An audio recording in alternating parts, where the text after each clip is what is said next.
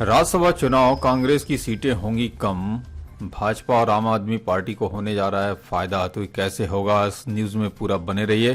5 राज्यों में हुए विधानसभा चुनाव के नतीजे का असर आने वाले दिनों में राज्यसभा के चुनाव पर देखने को मिलेगा और 5 राज्यों में मिली करारी हार के चलते राज्यसभा में कांग्रेस की सीटें तय होना कम है और वहीं आम आदमी पार्टी और भाजपा की सीटें बढ़ने जा रही है। संसद के ऊपरी सदन में साल के अंत तक भाजपा सांसदों की संख्या जो है 100 के पार हो जाएगी, वहीं आपकी सीटें 3 से बढ़कर 10 हो जाएंगी। तो पंजाब चुनाव में करारी हार झेलने वाली शिरोमणि अकाली दल के तीनों सांसदों का कार्यकाल जल्द ही पूरा होने जा रहा है और इसके बाद राज्यसभा में भी पार्टी का कोई प्रतिनिधि नहीं रहेगा और शिरोमणि अकाली दल के साथ मिलकर पंजाब में चुनाव लड़ने वाली बहुजन समाज वाली पार्टी का प्रदर्शन भी निराशाजनक रहा है और उत्तर प्रदेश में महज 1 सीट हासिल करने वाली बसपा का भी राज्यसभा में केवल 1 सांसद बचेगा। पंजाब में राज्यसभा की 7 सीटें हैं और इन पर भी अभी कांग्रेस और अकाली दल के 3-3 और भाजपा का 1 सांसद है और अप्रैल और जुलाई में इनका कार्यकाल समाप्त होने जा रहा है। 5 सीटों पर चुनाव घोषित हो चुके हैं और ये सभी सीटें आपके खाते में जाना तय है। बाकी 2 सीटों पर भी वह बाद में और अपने उम्मीदवार राज्यसभा में भेज सकती है और इस तरह राज्यसभा में आपके कुल सांसदों की संख्या 10 हो जाएगी। अभी राज्यसभा में कांग्रेस के 34 सांसद हैं और इनमें से 13 अप्रैल और जुलाई में रिटायर हो रहे हैं और हालांकि पार्टी के पास 9 सीटों पर चुनाव जीतने योग्य विधायक है। इस तरह कांग्रेस के सांसदों की संख्या घटकर 30 रह जाएगी और इनके अलावा वह तमिलनाडु में डीएमके और असम में एआईयूडीएफ के सहयोग से 1-1 सीट और जीत सकती है। हालांकि यह देखना रोचक होगा कि ये पार्टियां कांग्रेस की मदद को तैयार होती हैं या नहीं। आने वाले कुछ दिनों में कांग्रेस के आनंद शर्मा, AK एंटनी, P चिदम्बरम, विवेक तनखा, जयराम नरेश, कपिल सिब्बल और अंबिका सोनी का बतौर राज्यसभा सांसद कार्यकाल समाप्त होने जा रहा है। और जानकारी के लिए बता दें कि राज्यसभा के 6 साल के सदस्य जो है 6 साल के लिए चुने जाते हैं। हर 2 साल बाद 1/3 सांसदों का कार्यकाल पूरा हो जाता है और इनकी जगह नए सदस्य आ जाते हैं। इस तरह यह सदन कभी भंग नहीं होता है और हमेशा चलता रहता है और राज्यों से राज्यसभा सांसदों की संख्या उस राज्य की जनसंख्या के हिसाब से तय होती है और विधानसभा के विधायक जो है राज्यसभा सदस्यों का चुनाव करते हैं।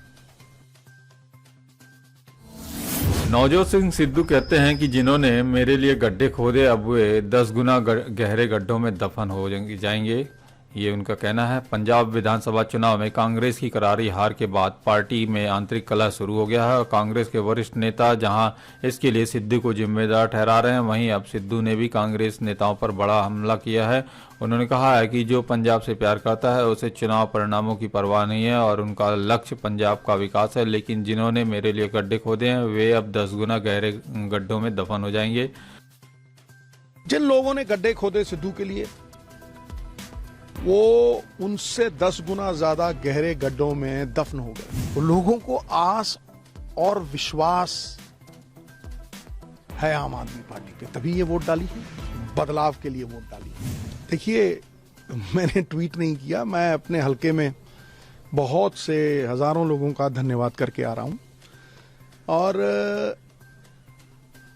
ये एहसान फरामोशी होगी अगर उन लोगों का धन्यवाद ना किया जाए जिन्होंने 6 इलेक्शन जिताए और आज भी अडिग खड़े रहे। सवाल कॉन्स्टेंसी ऑफ पर्पस का है, एक मकसद है, वो अडिग है, इट इज अनशेकेबल और मकसद पंजाब का उत्थान है। उसके लिए खालिस नीयत है और दिल में हक और सच की लड़ाई है पंजाब के लिए। इसे दुनिया में कोई हिला नहीं सकता क्योंकि सच्चा इश्क हार जीत नफे नुकसान से बहुत परे है, समझे। जिन लोगों ने गड्ढे खोदे सिद्धू के लिए, वो उनसे 10 गुना ज्यादा गहरे गड्ढों में दफन हो गए। कौन कहता है बेअदबी का इंसाफ नहीं हुआ? हुआ, जनता की अदालत में हुआ, समझे नहीं, वो सबको दिखता है। इसलिए मुर्दे का बाल उखाड़ने से मुर्दे का वजन हल्का नहीं होगा। जो चला गया उसे भूल जा। एक नई शुरुआत हुई है, एक नया सृजन है, नई सवेर है। और लोगों को आस और विश्वास है आम आदमी पार्टी पे, तभी ये वोट डाली है, बदलाव के लिए वोट डाली है। मेरी शुभकामनाएं आम आदमी पार्टी को, क्योंकि अगर सच्चे दिल से पंजाब को प्यार करते हैं तो लोगों का ये फतवा जो है इसे झुक के विनम्र भाव से स्वीकारना होगा, क्योंकि ये वोट ही बेहतरी के लिए है और जो बेहतर है उसे स्वीकारा समझे। लेकिन बेहतर बनने के लिए ये विश्वास टूटना नहीं चाहिए। जब तक वो पंजाब के साथ हैं, सिद्धू जय जयकार करेगा। जिस दिन पंजाब के हक सच की लड़ाई में मुझे लगा कि कुछ गलत है, तो आवाज बुलंद होगी। इसीलिए मैं कहता हूं कि इस जंग में, इस धर्म युद्ध में, धर्मों में सबसे बड़ा धर्म है राष्ट्र धर्म। सिद्धू का राष्ट्र धर्म पिछले 17 सालों से कभी डोला नहीं, किसी पद के आकर्षण में नहीं था। इसीलिए आज भी वही ललक है, वही इच्छा शक्ति है और वही पंजाब के प्रति प्यार है। कुछ और दिखता ही नहीं। एक योगी के भांति इस धर्म युद्ध में पहले से हूं। सब रिश्ते नाते तोड़ के, सब संबंधों को छोड़ के, मृत्यु का भय भी नहीं है, तो मैं फिर से इस आस और विश्वास की राजनीति की शुभकामनाएं देता हूं आम आदमी पार्टी को और उम्मीद करता हूं कि वो खरे उतरें। जहां तक हमारी पार्टी का सवाल है, यथार्थ के धरातल पे खड़े होकर आत्ममंथन होना चाहिए। ये उम्मीद नहीं होनी चाहिए कि खेती सूख गई अब बारिश हो, नए बीज बोने पड़ेंगे, आरंभ करना पड़ेगा, कहीं से शुरुआत करनी पड़ेगी। चिंता नहीं, चिंतन करना पड़ेगा। बहुत बहुत शुक्रिया, बहुत बहुत धन्यवाद। बड़े बड़े दिग्गज जैसे हैं खाली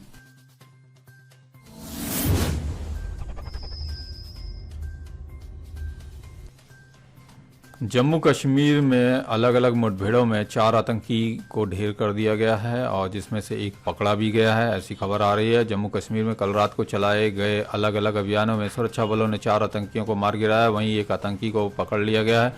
जो आतंकी मारे गए हैं उनमें जैश ए मोहम्मद और लश्कर ए तैयबा के आतंकी शामिल हैं। 3 शहरों में चलाए गए 4-5 अभियानों में इन आतंकियों को मारा गया है। एक जगह अभियान अभी जारी है और सुरक्षा बलों ने यहां 1 से 2 आतंकियों के छिपे होने की आशंका व्यक्त की है। और आपको बता दें, कश्मीर जोन की पुलिस ने इलाके में पुलिस महानिदेशक के हवाले से मामले पर ट्वीट कर कहा कि हमने कल रात 4-5 जगहों पर साझा अभियान चलाए थे। अभी तक पुलवामा में एक पाकिस्तानी समेत जैश ए मोहम्मद के 2 आतंकी मारे जा चुके हैं। वहीं गंदरबल और हंदवाड़ा में लश्कर ए तैयबा का एक आतंकी मारा गया है। हंदवाड़ा और पुलवामा में मुठभेड़ में खत्म हो चुकी है और एक आतंकी को जिंदा पकड़ा गया है। सुरक्षा बलों को शुक्रवार शाम को पुलवामा के चेवाकलन इलाके में जैश ए मोहम्मद के 2 आतंकियों को छिपे होने की सूचना मिली थी और मौके पर पहुंचने के बाद सुरक्षा बलों ने सर्च अभियान चलाया, जो जल्द ही मुठभेड़ में तब्दील हो गया। और सुरक्षा बलों ने आतंकियों को कई बार आत्मसमर्पण करने का मौका दिया, लेकिन जब उन्होंने ऐसा करने से इनकार कर दिया तो कल रात उन्हें ढेर कर दिया गया। तो इस तरह जम्मू कश्मीर के पुलिस महानिदेशक दिलबाग सिंह के अनुसार 2021 में जम्मू कश्मीर पुलिस और सुरक्षा बलों के बीच बलों द्वारा 100 सफल आतंकी विरोधी अभियान चलाए गए थे। इनमें अभियानों में जिनमें से 44 सीज कमांडर थे और 20 विदेशी थे। और डीजीपी सिंह ने यह भी बताया कि आतंकवाद विरोधी अभियानों में के दम पर जम्मू कश्मीर के बड़े हिस्से को लगातार होने वाले आतंकी हमलों से मुक्त कर दिया गया है और आतंकियों का सफाई अभियान अभी जारी है।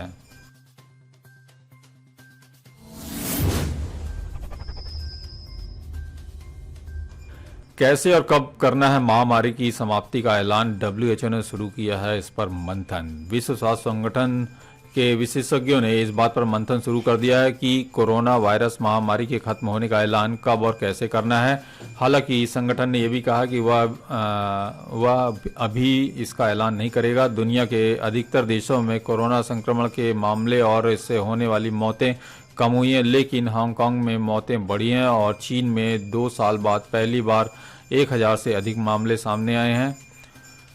तो जो मंथन हो रहा है वो है कि ब्लूमबर्ग के अनुसार संगठन इस बात पर विचार कर रहा है कि किस स्थिति में 30 जनवरी 2020 को घोषित किए गए स्वास्थ्य आपातकाल को खत्म किया जा सकता है। यह ऐलान सिर्फ सांकेतिक नहीं होगा और इसके बाद महामारी के कारण लागू की गई कई नीतियां वापस लेने की प्रक्रिया शुरू हो जाएगी। गौरतलब है कि कई देश कोरोना के मामले कम और हालात सुधरने के बाद पाबंदियां कम करना शुरू कर चुके हैं। अब कोरोना की दवाओं और वैक्सीन की कीमत का असर क्या पड़ता है? तो अगर WHO महामारी खत्म होने का ऐलान कर देता है तो इससे कोरोना की दवाओं और वैक्सीन की कीमत बढ़ सकती है। दरअसल फाइजर और मर्क ने ऐलान किया था कि वो महामारी जारी रहने तक कोरोना के लिए इलाज के लिए बनाई गई दवाओं के जेनरिक वर्जन की इजाज़त दे रही है। इस तरह वैक्सीन निर्माता कंपनी एस्ट्राजेनेका ने भी कहा था कि वह महामारी जारी रहने तक अपने उत्पादों की कीमत नहीं बढ़ाएगी।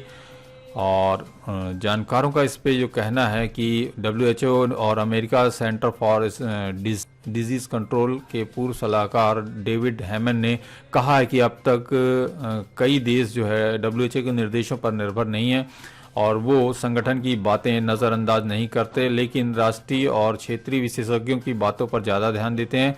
और उन्होंने ये भी कहा कि अधिकतर देश आपातकाल खत्म होने से पहले अपनी आबादी की इम्यूनिटी पर ध्यान देते हैं। जहां ज़्यादा इम्यूनिटी होगी वहां पाबंदियां पहले कम होंगी। दुनिया भर में जो संक्रमण की स्थिति है तो आपको बताएं जॉन्स हॉपकिंस यूनिवर्सिटी के मुकाबले जो है दुनिया में अब तक लगभग 45.52 करोड़ लोग कोरोना वायरस से संक्रमित हो चुके हैं। वहीं 60.36 लाख लोगों की मौत हुई है।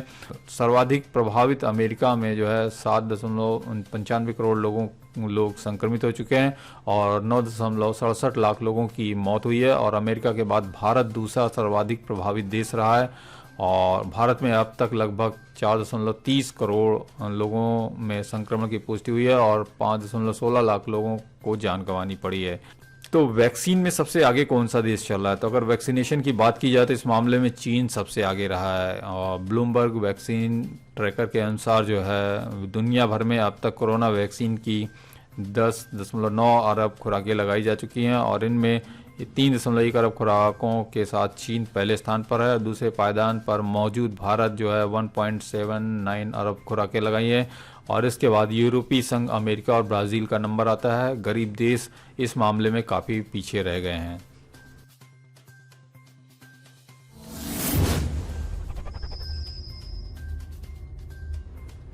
यूक्रेन युद्ध का आज 17वां दिन है और बाइडन इस पर बोले रूस से सीधे नहीं भिड़ेगा नाटो। जी हाँ, रूस और यूक्रेन के बीच जारी युद्ध जो है आज 17वें दिन में प्रवेश कर गया है और रूस ने यूक्रेन के शहरों पर हमले बढ़ा दिए हैं। दूसरी तरफ अमेरिकी राष्ट्रपति जो बाइडन ने कहा है कि अमेरिका यूक्रेन में रूस के खिलाफ युद्ध नहीं लड़ेगा और नाटो और रूस में सीधी भिड़ंत का मतलब तीसरा विश्व युद्ध होगा। इसके अलावा बाइडन ने रूस के खिलाफ कई नए प्रतिबंधों का भी ऐलान किया है।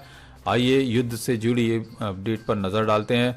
तो आपको बता दें कि अब तक अपेक्षित सफलता न मिलती देख रूस ने यूक्रेन के शहरों पर हमले और भी तेज कर दिए हैं और अब देश के पश्चिमी और मध्य इलाकों में उन शहरों पर भी बम बरसाए जा रहे हैं जिन्हें अभी तक निशाना नहीं बनाया गया था।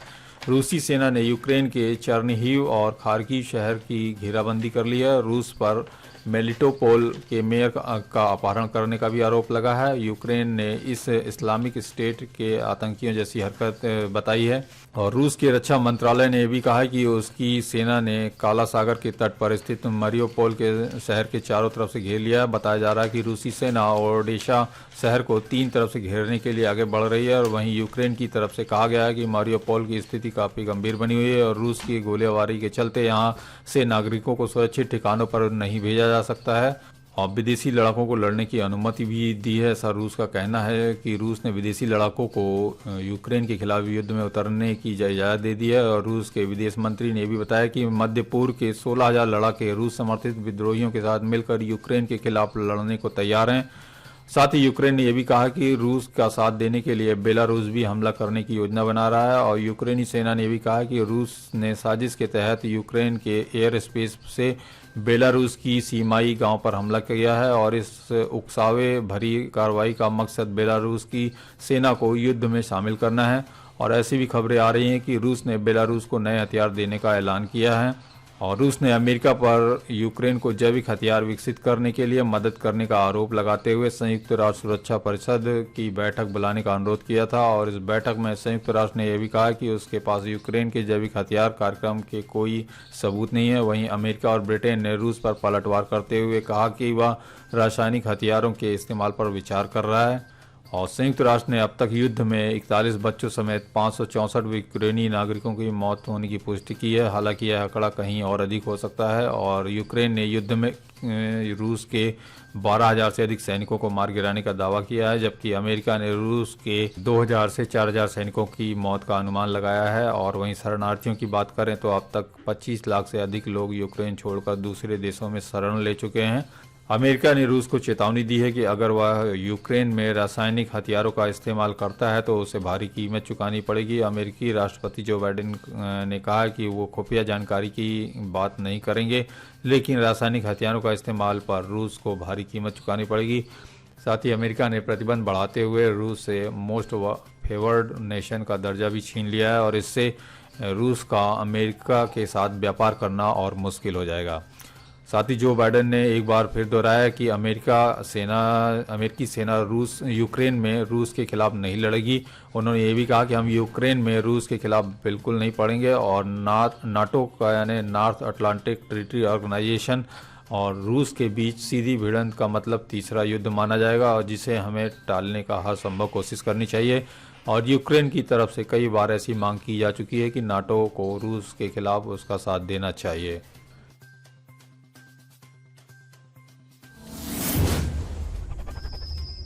अमेरिका में पेट्रोल के दाम रिकॉर्ड स्तर पर हैं, लेकिन अब भी भारत में यह सस्ता है। अमेरिका में इन दिनों पेट्रोल की कीमतें रिकॉर्ड स्तर पर हैं और भारत की तुलना में यहाँ पेट्रोल सस्ता बिक रहा है। और 10 मार्च को अमेरिका में एक गैलन जो है 3.78 लीटर पेट्रोल की औसत कीमत जो है $4.31 है और यानी कि 1 लीटर पेट्रोल लगभग 87 रुपये की दर से बिक रहा था। अब यह तब है जब यहाँ तेल की कीमतें 2008 के बाद से सबसे ऊंचे स्तर पर पहुंची हैं। तो ये पूरी जानते हैं पेट्रोल के बारे में जो खबर है। तो अमेरिका में तेल की बिक्री गैलन के हिसाब से होती है और यहाँ पेट्रोल लगभग 87 रुपये के भाव से बिक रहा है। यह भारत के अधिकतर शहरों की तुलना में काफ़ी सस्ता है। हालांकि डीजल 100 रुपये प्रति लीटर से महंगा बेचा जा रहा है और भारत के अधिकतर शहरों में पेट्रोल 90 रुपये प्रति लीटर से महंगा बिक रहा है। और मुंबई के 1 लीटर पेट्रोल के दाम 109 रुपये हैं और दिल्ली में 95.14 रुपये हैं और चेन्नई में 101.4 रुपये है और कोलकाता में 104.67 रुपये है। पिछले साल नवंबर में सरकार ने एक्साइज ड्यूटी घटाते हुए पेट्रोल की कीमत 5 रुपये और डीजल की कीमत में 10 रुपये प्रति लीटर कम कर दी थी। इसके बाद कई राज्य सरकारों ने भी अतिरिक्त कटौती की थी। और अमेरिका में पेट्रोल की औसतन कीमत भले ही भारत से कम है, लेकिन यहाँ कई जगह ऐसी हैं जहाँ पेट्रोल 100 रुपये से भी महंगा बिक रहा है। आपको बता दें कैलिफोर्निया में 1 गैलन पेट्रोल की कीमत लगभग 435 रुपये और नवादा में 373 रुपये प्रति गैलन और हवाई में जो है 368 रुपये प्रति गैलन बिक रहा है। यानी कैलिफोर्निया में 1 लीटर पेट्रोल की कीमत जो है 114.8 रुपये है और नवादा में 98.27 रुपये है। ऐसा एक इंडिया टुडे की खबर के अनुसार ये रिपोर्ट है।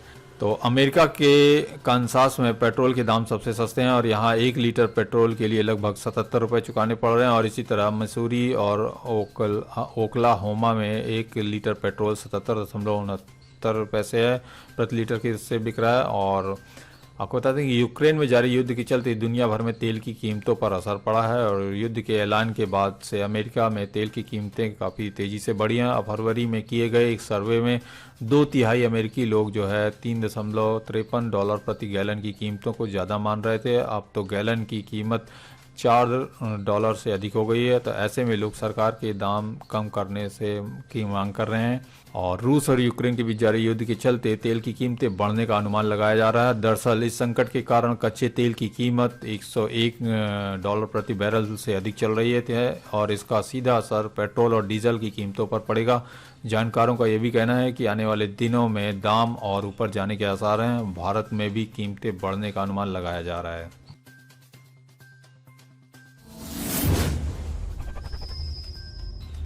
सीबीएसई ने जारी किए हैं कक्षा 10 के नतीजे और स्कोर कार्ड देखने के लिए स्कूल से करें संपर्क। जी हाँ, केंद्रीय माध्यमिक शिक्षा बोर्ड सीबीएसई ने क्लास 10th के टर्म 1 परिणाम घोषित कर दिए हैं। हालांकि परिणाम बोर्ड की आधिकारिक वेबसाइट पर उपलब्ध नहीं है और इसके स्कोर कार्ड संबंधित स्कूलों को भेजे गए हैं।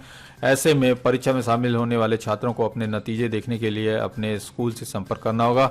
सीबीएसई कक्षा क्लास 12 टर्म 1 के परिणाम पर अभी तक कोई अपडेट नहीं है और उन्हें इसके लिए थोड़ा और इंतजार करना पड़ सकता है। तो कैरियर 360 की रिपोर्ट के मुताबिक जो है सीबीएसई ने शुक्रवार यानी कि 11 मार्च को कक्षा 10वीं की टर्म 1 परीक्षा के परिणाम घोषित कर दिए हैं। बोर्ड ने मार्कशीट अलग अलग स्कूलों को भेज दी है और इस सिलसिले में उन्हें ईमेल किया गया है और बोर्ड की तरफ से स्कूलों को भेजे गए संदेश में लिखा गया है कि प्रिय प्रधानाचार्य कृपया कक्षा 10 के स्कूल कोड के सत्र 2021-22 के लिए सत्र 1 परीक्षा का प्रदर्शन संलग्न करें।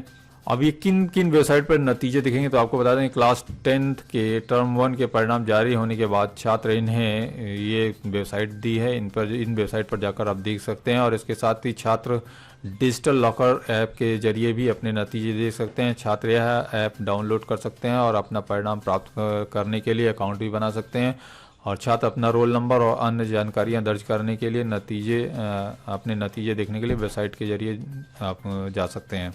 तो आपको बता दें कि सीबीएसई ने क्लास 10th और क्लास 12 के टर्म 2 की डेट शीट जो है शुक्रवार को जारी कर दी है और टर्म 2 की बोर्ड परीक्षाएं 26 अप्रैल से शुरू होंगी। क्लास 10th के लिए 24 जून तक और क्लास 12 के लिए 15 जून तक चलेंगी।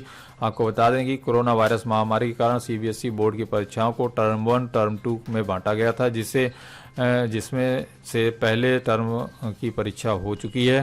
तो क्लास 10th और 12th की परीक्षाएं सुबह 10:30 बजे से शुरू होंगी। इसका जो समय की हम बात कर रहे हैं और सीबीएसई के मुताबिक ये परीक्षाएं पहले की तुलना में 26 अन्य देशों में भी आयोजित की जा रही हैं और इसलिए परीक्षा को 2 पालियों में आयोजित करना संभव नहीं है। हालांकि डेट शीट तैयार करते समय जेईई मेन सहित अन्य प्रतियोगी परीक्षाओं का ध्यान रखा गया है ताकि ये परीक्षाएं एक ही दिन में न पड़ें और छात्रों को परेशानी का सामना न करना पड़े।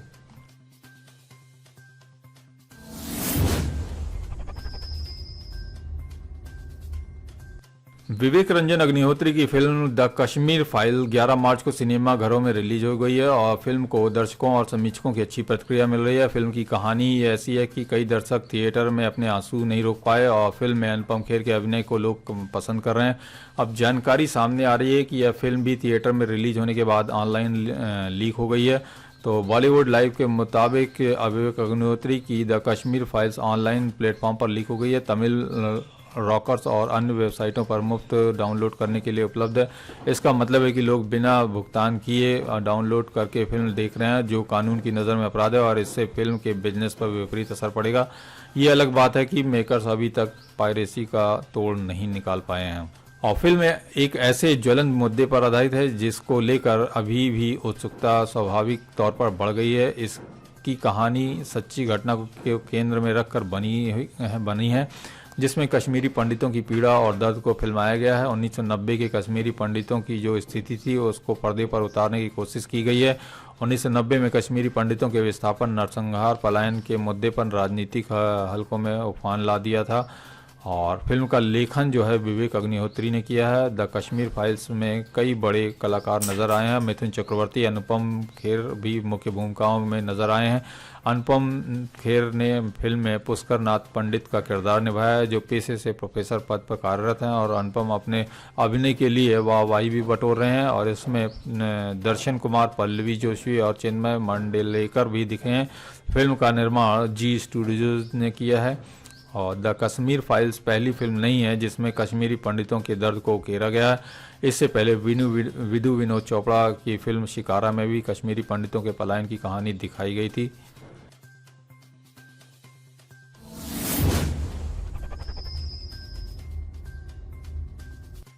बिग बाजार की जगह लेगा रिलायंस स्मार्ट बाजार। जी हाँ, जानिए फैसले के पीछे की वजह क्या है। तो रिलायंस रिटेल का एक नया रिटेल स्टोर ब्रांड स्मार्ट बाजार खोलने जा रहा है, जो कि बिग बाजार की जगह लेगा। यानी कि फ्यूचर ग्रुप के बिग बाजार आउटलेट अब स्मार्ट बाजार के नाम से जाने जाएंगे। इकोनॉमिक टाइम्स के अनुसार रिलायंस इंडस्ट्रीज़ की रिटेल यूनिट करीब 950 जगहों पर अपने खुद के स्टोर्स खोलेगी। ये सभी स्टोर्स वो हैं जिन्हें रिलायंस ने अपने फ्यूचर ग्रुप को सब लीज किया था। और रिपोर्ट की माने तो फ्यूचर रिटेल स्टोर्स ने के किराया न चुका पाने की वजह से रिलायंस ने इन स्टोर्स को टेक ओवर करने का फैसला किया है। वहीं ई कॉमर्स दिग्गज अमेजॉन और किशोर बियाणी के नेतृत्व वाले फ्यूचर ग्रुप के बीच जारी विवाद भी अब कोर्ट के बाहर सुलझाने के आसार दिखने लगे हैं। दरअसल अमेजॉन ने कानूनी लड़ाई को खत्म करने के लिए बातचीत का प्रस्ताव रखा है। सुप्रीम कोर्ट ने भी दोनों पक्षों को आपसी सहमति से विवाद के हल के लिए 15 मार्च का समय दिया है।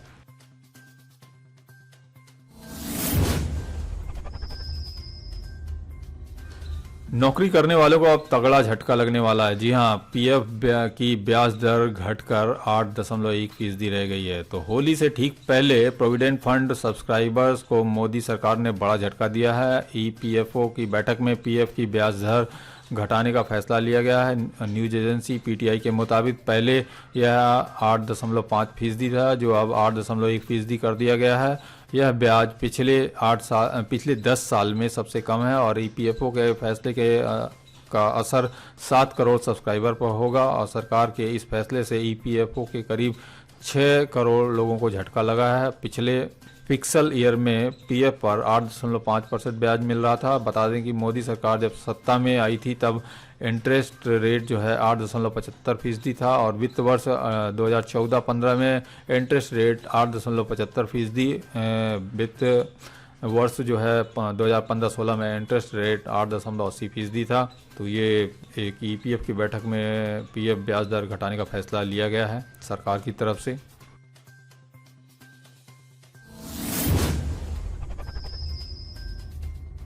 अब कुछ पॉलिटिक्स की खबर में आए तो पंजाब के राज्यपाल से मिले हैं भगवंत मान और सरकार बनाने का पेश कर दिया है दावा। पंजाब में आम आदमी पार्टी के मुख्यमंत्री पद के उम्मीदवार भगवंत मान ने आज शनिवार को राज्यपाल बनवारी लाल पुरोहित से मुलाकात की और भगवंत मान ने राज्य में सरकार बनाने के लिए दावा पेश किया। उन्होंने शुक्रवार यानी 11 मार्च को ही पंजाब में विधायक दल के नेता के रूप में चुना गया था और पंजाब के मनोनीत मुख्यमंत्री भगवंत मान ने कहा कि मैंने राज्यपाल को समर्थन पत्र सौंपा है और पंजाब में सरकार बनाने का दावा पेश किया है। राज्यपाल ने हमसे शपथ समारोह का स्थान और समय पूछा तो मैंने बताया शहीद भगत सिंह के पैतृक गांव खटकड़ कला में 16 मार्च को 12:30 पर शपथ समारोह होगा।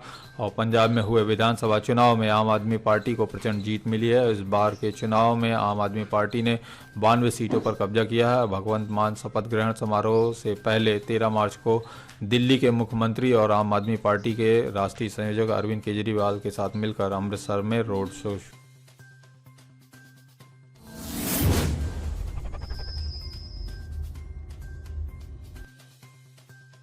और गोकुलपुरी गांव की झुग्गियों में लगी आग जिसमें 7 लोगों की जिंदा जलकर मौत हो गई है। और दिल्ली में बीती रात भीषण आग लगने की घटना सामने आई है। गोकुलपुरी इलाके में झुग्गियों में लगी आग में जो 7 लोगों की जलकर मौत हो गई है। अब आग पर काबू पा लिया गया है। दमकल विभाग ने घटनास्थल से 700 बरामद किए हैं।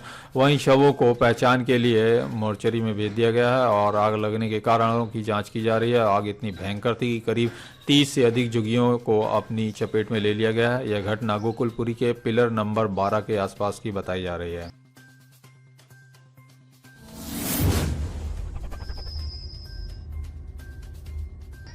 पंजाब की जीत, आप पार्टी की जीत के बाद जो है झाड़ू डांस का ट्रेंड लोगों के सिर पर चढ़कर बोल रहा है। तो आप बताएं कि पंजाब में आम आदमी पार्टी की बम्पर जीत का असर लोगों की शादी समारोहों में भी देखने को मिल रहा है। यह तस्वीर है पंजाब के बठिंडा में एक शादी समारोह की है, जहां लोगों ने शादी का जश्न झाड़ू के साथ डांस करके मनाया और समारोह में शामिल महिलाएं और पुरुष भी हाथों में झाड़ू लेकर गीतों पर थिरकते हुए नजर आ रहे हैं। आम आदमी पार्टी का चुनाव चिन्ह झाड़ू है और पंजाब में इस बार आम आदमी पार्टी ने 117 में से 92 सीटों पर जीत दर्ज की है और पार्टी ने राज्य में पहली बार पूर्ण बहुमत हासिल किया है। और वहीं आपकी इस आंधी में सूबे की राजनीति के कई दिग्गजों को हार का मुंह देखना पड़ा है और वर्तमान मुख्यमंत्री और कांग्रेस का सीएम चेहरा चरणजीत सिंह चन्नी और पूर्व मुख्यमंत्री कैप्टन अमरिंदर सिंह चुनाव हार गए।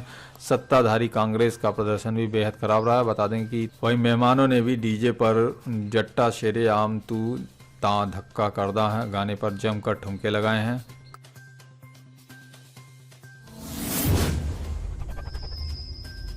कांग्रेस G23 फिर हुआ एक्टिव। जी हां, नए अध्यक्ष की मांग पर हुई है आजाद के घर पर बैठक। तो उत्तर प्रदेश समेत 5 राज्यों के विधानसभा चुनाव में कांग्रेस की करारी हार के बाद G23 नेता एक बार फिर एक्टिव हो गए हैं। मीडिया रिपोर्ट के मुताबिक शुक्रवार को G23 के नेताओं की गुलाम नबी आजाद के आवास पर बैठक हुई, जिसमें कपिल सिब्बल, मनीष तिवारी, भूपेंद्र सिंह हुड्डा और कुछ अन्य नेताओं ने शिरकत की। खबर है कि इस बैठक में 5 विधानसभा चुनाव की हार पर समीक्षा हुई। साथ ही एक बार फिर पार्टी अध्यक्ष की मांग की गई है और चुनाव में कांग्रेस के प्रदर्शन से भी G23 नेता असंतुष्ट दिखे और उन्होंने नेतृत्व में बदलाव का मुद्दा भी उठाया। मालूम हो कि चुनाव में मिली हार के बाद कांग्रेस महासचिव रणदीप सिंह सुरजेवाला ने कहा था कि कांग्रेस के परिणामों का आत्मनिरीक्षण करने के लिए जल्द कार्य समिति की बैठक बुलाने का फैसला लिया गया है।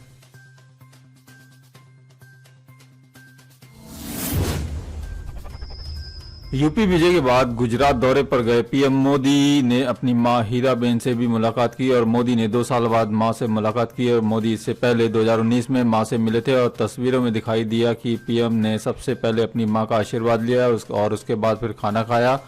और पीएम के गुजरात दौरे की बात करें तो उन्होंने अहमदाबाद में एक बड़ा रोड शो भी किया। रोड शो में भारी भीड़ उमड़ी और इसके बाद पीएम ने पंचायत सम्मेलन को संबोधित किया।